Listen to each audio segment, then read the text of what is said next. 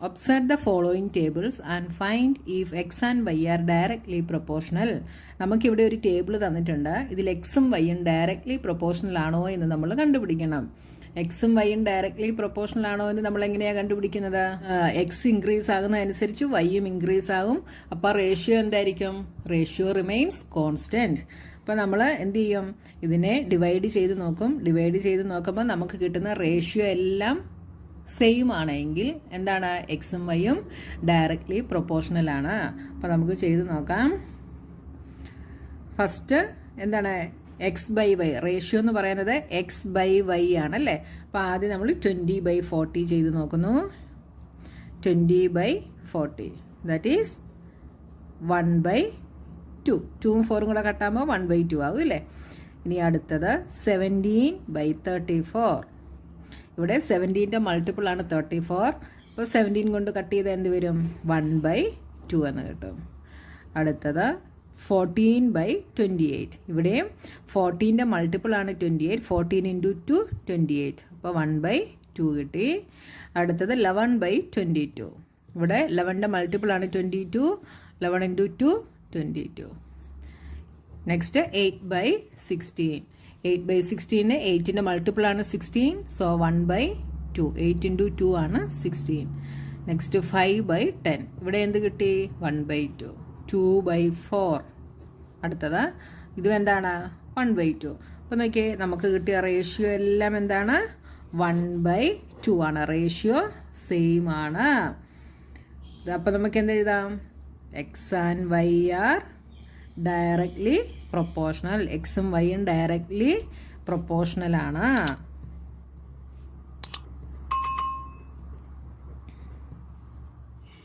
Next question, ഇതും എക്സും Y directly proportional ആണോ എന്ന് നമ്മൾ കണ്ടുപിടിക്കണം. അപ്പോൾ എന്ത് ചെയ്യണം? എക്സ് ബൈ വൈ ചെയ്യണം. ഫസ്റ്റ് 6/4. ഇവിടെ നമുക്ക് 2 കൊണ്ട് കട്ട് ചെയ്ത് എന്ത് കിട്ടും? 3/2 എന്ന് കിട്ടും. അടുത്തത് 10/8.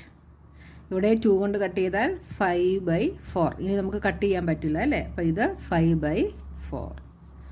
ഇപ്പം നോക്കിയാൽ നമ്മൾ ഈ രണ്ടെണ്ണം ചെയ്തപ്പം തന്നെ നമുക്ക് റേഷ്യോ ഡിഫറൻ്റ് ആണ് കിട്ടിയത് അല്ലേ. അപ്പോൾ നിങ്ങൾ ബാക്കി ചെയ്ത് നോക്കണമെന്നില്ല. നമുക്ക് കറക്റ്റ് റേഷ്യോ ആണ്, സെയിം റേഷ്യോ ആണ് കിട്ടിക്കൊണ്ടിരിക്കുന്നതെങ്കിൽ നമുക്ക് ബാക്കി ചെയ്ത് നോക്കാം.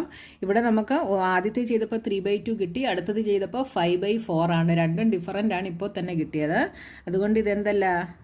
X and Y are not directly proportional.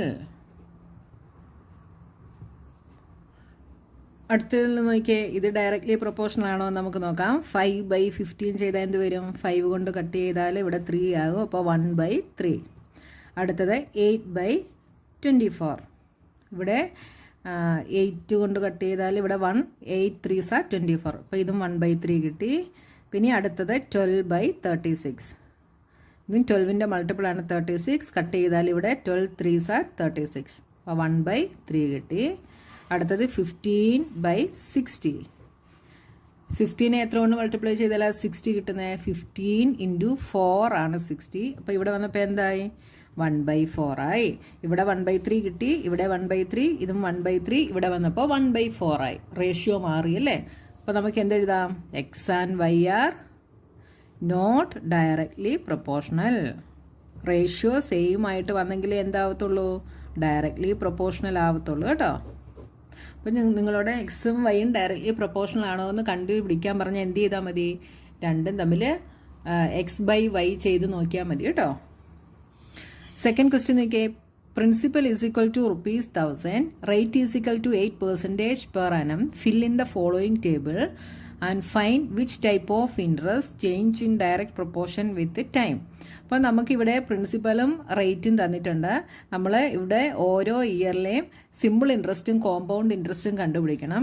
എന്നിട്ട് നമ്മൾ എന്ത് കണ്ടുപിടിക്കണം? Find which type of interest change in direct proportion with time period. അപ്പോൾ നമുക്കിത് എങ്ങനെ കണ്ടുപിടിക്കാം? സിമ്പിൾ ഇൻട്രസ്റ്റ് കണ്ടുപിടിക്കുന്ന ഇക്വേഷൻ നമ്മൾ കമ്പയറിംഗ് ക്വാണ്ടിറ്റീസിൻ്റെ ചാപ്റ്ററിൽ പഠിച്ചായിരുന്നു അല്ലേ. സിമ്പിൾ ഇൻട്രസ്റ്റും കോമ്പൗണ്ട് ഇൻട്രസ്റ്റും കണ്ടുപിടിക്കുന്ന ഇക്വേഷൻ നമ്മൾ പഠിച്ചു. അപ്പോൾ സിമ്പിൾ ഇൻട്രസ്റ്റ് കണ്ടുപിടിക്കുന്ന ഇക്വേഷൻ എന്താണ്? സിമ്പിൾ ഇൻട്രസ്റ്റ് കണ്ടുപിടിക്കുന്നത് PRT/100 എന്നുള്ളതാണ് സിമ്പിൾ ഇൻട്രസ്റ്റ് കണ്ടുപിടിക്കുന്ന ഇക്വേഷൻ അല്ലേ. അപ്പോൾ നോക്കി ഇതെങ്ങനെ കണ്ടുപിടിക്കാം? ഫസ്റ്റ് ഇയറിൽ നമുക്ക് പി ഇവിടെ എത്രയാണെന്ന് തന്നിട്ടുണ്ട് 1000, ആർ ഈസ് 8, ടി എന്താണ് 1ഉം 2ഉം 3ഉം ആണല്ലേ. അപ്പോൾ ആദ്യം നമ്മൾ ഫസ്റ്റ് ഇയറിലെയാണ് കണ്ടുപിടിക്കുന്നത്. ഫസ്റ്റ് ഇയറിൽ എന്ത് വരും? Simple interest is equal to first year P is 1000 into R is 8 into 1/100.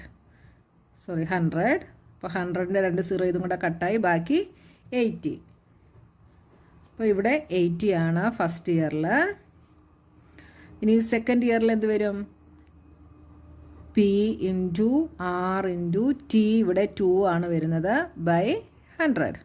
2 zero കട്ടായി, 8 2s are 16, 16 ഇൻറ്റു 10 160.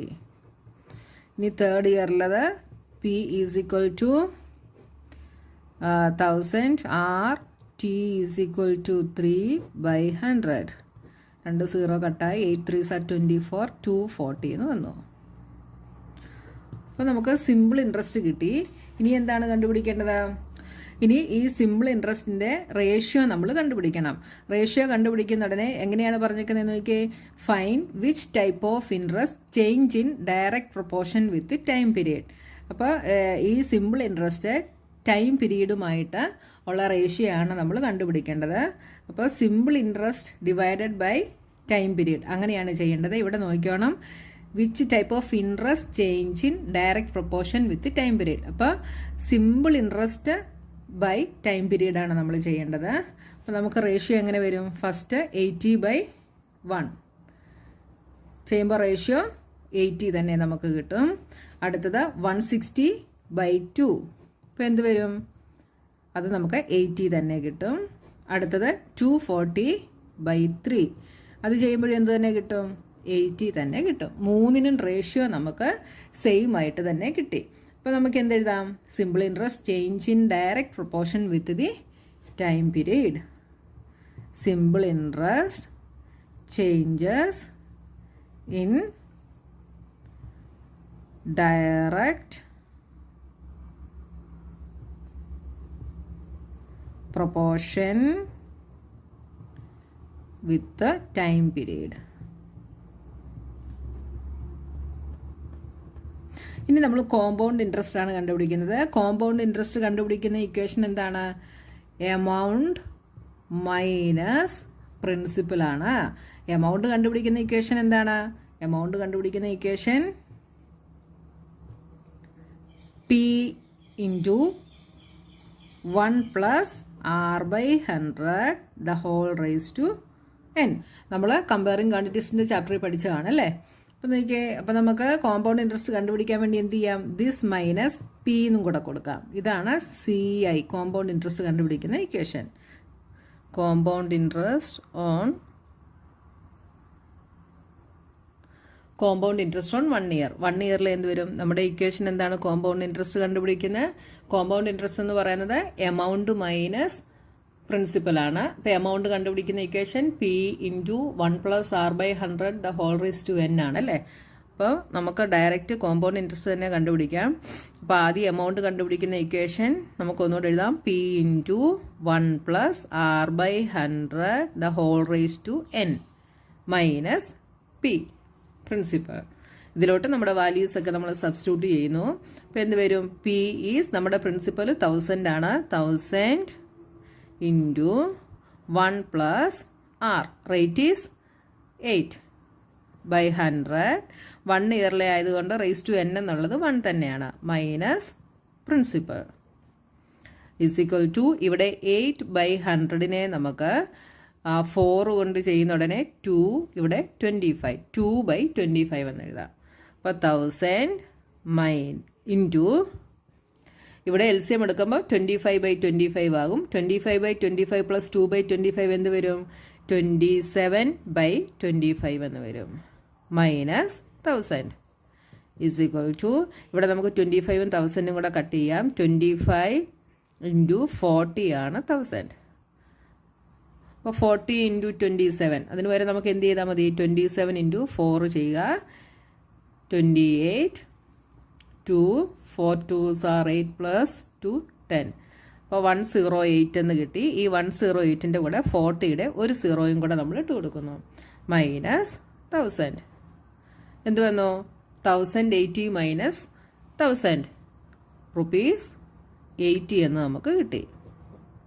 അപ്പോൾ 1 ഇയറിലെ കോമ്പൗണ്ട് ഇൻട്രസ്റ്റ് നമുക്ക് ഇവിടെ 80 എന്ന് കിട്ടി. ഇനി അടുത്തത് 2 ഇയറിലെയാണ് നമ്മൾ കണ്ടുപിടിക്കുന്നത്. 2 ഇയറിലെ കോമ്പൗണ്ട് ഇൻട്രസ്റ്റ് എന്ത് വരും? നമ്മുടെ ഇക്വേഷൻ ഇതാണ്. ഇതിലേക്ക് നമ്മൾ വാല്യൂസ് സബ്സ്റ്റിറ്റ്യൂട്ട് ചെയ്യുന്നു. 1000 into 1 plus r is 8. 8/100 the whole raise to n എന്നുള്ളത് എന്താവും? 2 ആവും.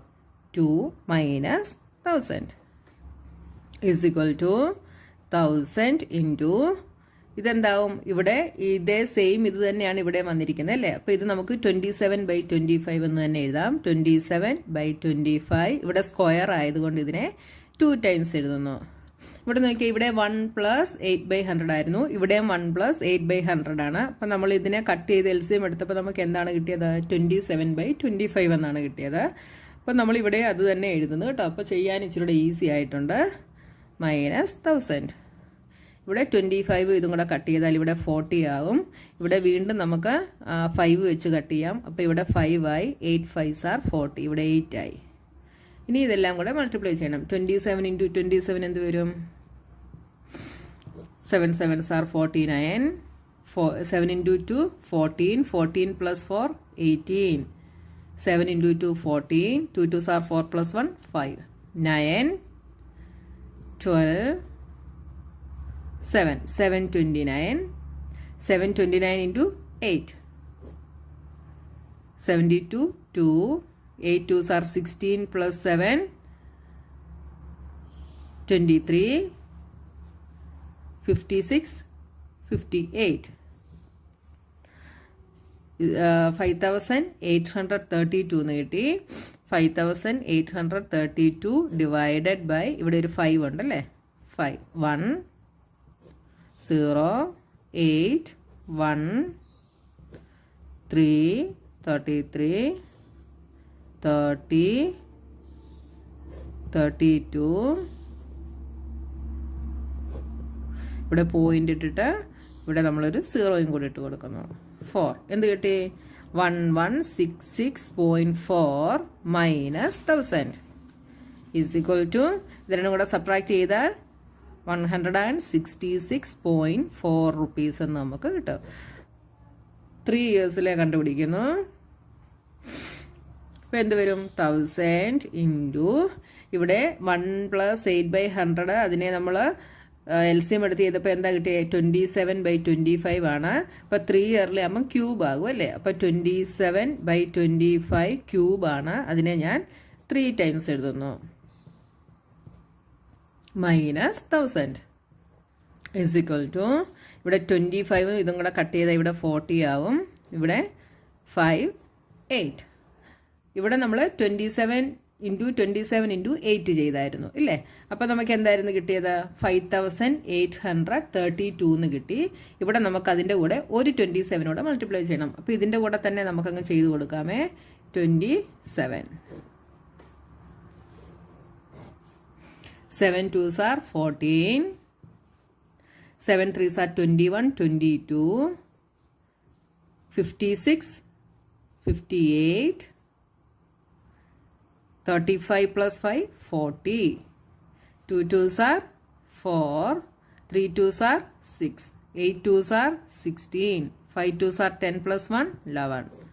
4 6 14 7 5 1 157464 എന്ന് കിട്ടി. ഇതെല്ലാം കൂടെ മൾട്ടിപ്ലൈ ചെയ്തപ്പം ഇനി നമ്മൾ എന്ത് ചെയ്യണം? 25 ഇൻറ്റു 5. 25 into 5 is 125.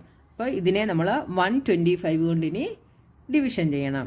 അപ്പോൾ 157,464 ഡിവൈഡഡ് ബൈ 125. ഇതിൽ 1 ടൈം. അപ്പോൾ 125. 7 minus 5 2. 5 minus 2 3 4. 125 എത്ര ടൈംസ് ആ? 2 ടൈംസേ വരത്തുള്ളൂ അല്ലേ? 250 വരും. അപ്പോൾ 4 ഇവിടെ കട്ട് ചെയ്തു. ഇവിടെ 2 ആയി. ഇവിടെ 1 ആയി. 12 minus 5 is 7 6. 125 ഇൻറ്റു എത്ര ചെയ്താലാണ് കിട്ടുന്നത്? 125 ഇൻറ്റു 5 ചെയ്താൽ എന്ത് വരും? 5 5s are 25, 5 2s are 10, 12, 625. അപ്പോൾ ഇവിടെ 5 625. 1 2 1. അടുത്തത് 4. അപ്പോൾ 125നെ നമുക്ക് 9 കൊണ്ട് ചെയ്താൽ എന്ത് വരും? 45 4 9 2s are 18, 22, 9 11. അപ്പോൾ ഇവിടെ 9. അപ്പോൾ 1 1 2 5. ഇവിടെ കട്ട് ചെയ്തു. ഇവിടെ 14, ഇവിടെ 0. 14 5 എന്ത് വരും? 9 വരും. ഇവിടെ കട്ട് ചെയ്ത് ഇവിടെ 1 ആയി, ഇവിടെ 10 ആയി. 10 - 2 is 8.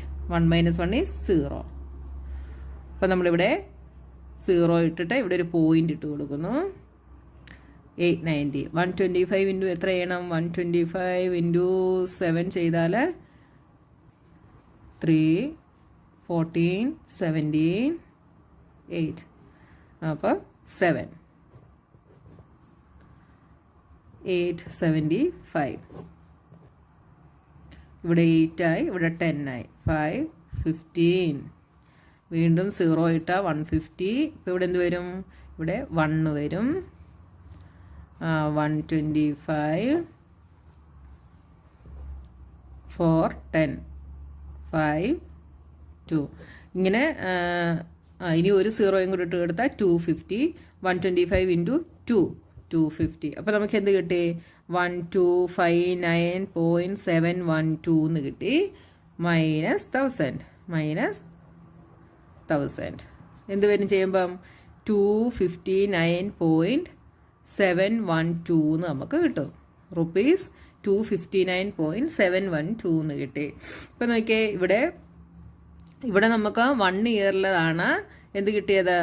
1 ഇയറിലത് 80 റുപ്പീസ് എന്ന് കിട്ടി. ഇവിടെ 2 ഇയേഴ്സിലത് 166.4 എന്ന് കിട്ടി. ഇവിടെ 3 ഇയേഴ്സിൽ 259.712 എന്ന് കിട്ടി. അപ്പോൾ നോക്കി, ഇതിൻ്റെ റേഷ്യോ എടുക്കുമ്പം കറക്റ്റായിട്ട് ഈക്വൽ റേഷ്യോ ആണോ നമുക്ക് കിട്ടുന്നത് നോക്കണം. ഈക്വൽ റേഷ്യോ ആണെങ്കിൽ നമുക്ക് എന്ത് പറയാൻ പറ്റത്തുള്ളൂ? ഇത് ഡയറക്റ്റ് പ്രൊപ്പോർഷനിലാണ് എന്ന് പറയാൻ പറ്റത്തുള്ളൂ അല്ലേ? നമ്മളോട് ഇവിടെ ക്വസ്റ്റ്യനിൽ ചോദിച്ചിരിക്കുന്നത് which type of interest change in direct proportion with time period. അപ്പോൾ നമ്മൾ എന്ത് ചെയ്യണം? ഇത് ബൈ ഇതാണ് എഴുതേണ്ടത്. അതായത് ഇൻട്രസ്റ്റ് ബൈ ടൈം പീരീഡ് ആണ് ചെയ്യേണ്ടത് കേട്ടോ. അപ്പോൾ ഇവിടെ ഇൻട്രസ്റ്റ് 80 ആണ്, ഇവിടെ 1 ആണ്. അപ്പോൾ ഇവിടെ നമുക്ക് 80/1 ഈസ് ഈക്വൽ ടു 80 എന്ന് തന്നെ എഴുതാം.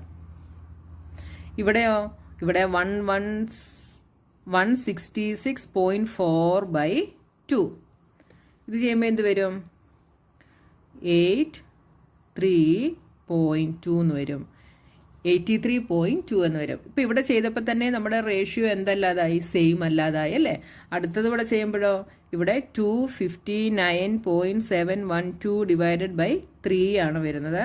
ഇത് ചെയ്യുമ്പോഴും നമുക്ക് 80 അല്ല കിട്ടുന്നത്. ഇത് ചെയ്യുമ്പോൾ നമുക്ക് 86.5706 എന്ന് നമുക്ക് കിട്ടും.